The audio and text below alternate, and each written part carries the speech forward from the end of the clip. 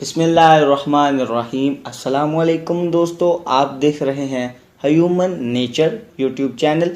कायनात के वहदतो ला शरीक अल्लाह के आखिरी पैगंबर हज़रत मोहम्मद मुस्तफ़ा सल्लल्लाहु अलैहि वआलिहि वसल्लम और उनकी आल अहले बैत तहार अलैहिस्सलाम पर अनलिमिटेड दरूद व सलाम भेजने के बाद हम चलते हैं आज के पहले सुनहरी अल्फाज की। इमाम हज़रत अली इब्न अबी तालिब अलैहिस्सलाम ने इरशाद फरमाया, एक दूसरे से दोस्ती रखना आधी अकल है। नई आने वाली वीडियो तक इस वीडियो को लाइक करें, कमेंट करें और इस चैनल को ज़्यादा से ज़्यादा सब्सक्राइब करें। अल्लाह अपना बहुत ख्याल रखिएगा। अल्लाह हाफ़िज़।